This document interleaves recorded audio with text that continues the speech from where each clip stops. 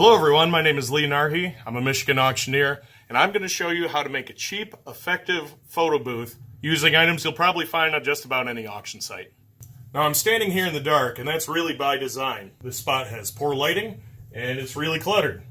So it's probably what you're going to run into when you're on any basic auction site. We're going to find a spot that has a flat and a back. You can use a bench, you can use a dresser that's up against a wall, and that's a great spot to start your photo booth.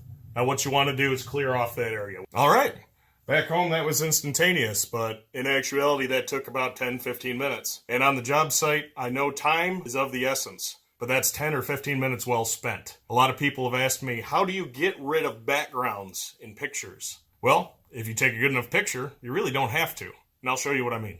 Okay, so next what you're going to want to do is use something for your backdrop. A white sheet works really well. Whatever you use, you want it to be blank, and you want it to be free of wrinkles when you put it up. And I've used the back of an old movie poster. I've secured it with a set of vice grips, a C-clamp, both things you can find on an auction site.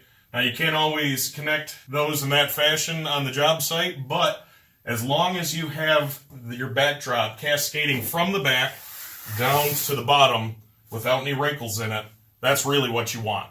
So we've got our backdrop, we got our workspace. Next, you'll need lights. What I usually use is something like this. One of these work lights. We find them all over the auctions that we do. In a pinch, you could use a lamp with the shade off of it, but what you want to do is illuminate your object and eliminate the shadows from behind. And we're going to get some big money on these golf shoes here. They're first on the catalog. I've set up the work lamp here. That's going to illuminate the area behind the golf shoes.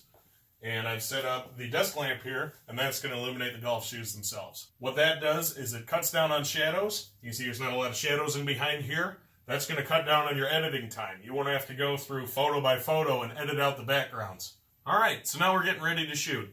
I'm going to use the DSLR camera. You can use a cell phone camera. You can use a point and shoot camera. This should work for all of those. What you're probably going to want to do if you're shooting a lot of photos in succession is use a tripod. Since I just have one thing to shoot, I'm just going to freehand it. All right, so I've turned the golf shoes a little bit for framing purposes, but here we go. And there we go. There's a nice picture of our golf shoes. No editing on the background. And that's all there is to it.